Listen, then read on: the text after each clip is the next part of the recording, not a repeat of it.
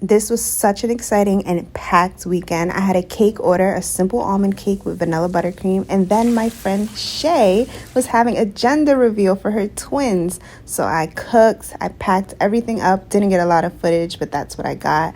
Taking everything to the car, and once I get to the venue, I'm setting up that cake. I did it here so that the tears wouldn't fall over while we were driving or transporting to the venue, and I think it came out so beautifully. Then I made this huge grazing board. This is the biggest one I've done so far.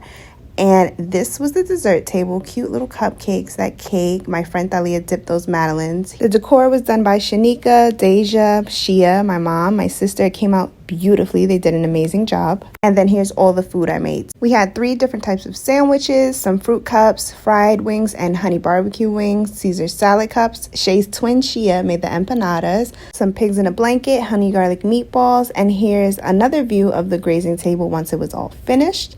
They even had a cute little mimosa bar for mimosas. Then it was time to find out what twin A and twin B would be.